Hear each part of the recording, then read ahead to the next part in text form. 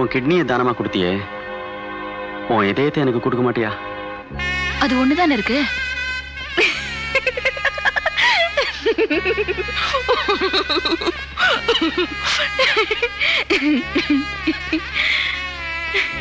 Good joke. ஆனா பாதிக்கப்பட்டவங்கிறதுனால என்னால சிரிக்க முடியல. சூர்யா, ஒரு சிலரோட வாழ்க்கையாவது உழைப்புக்கே அர்ப்பணிக்கப்பட்டாதான் மத்தவங்க சந்தோஷமா வாழ முடியும். நான் 24 மணி நேரமும் நர்ஸாவே சேவை செய்ய எனக்கு அனுமதி கொடுங்க ப்ளீஸ்.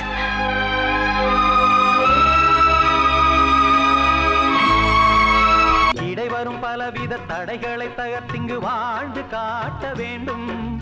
இலக்கிய பெண்மைக்கு இலக்கணம் நீ என யாரும் போற்ற வேண்டும்.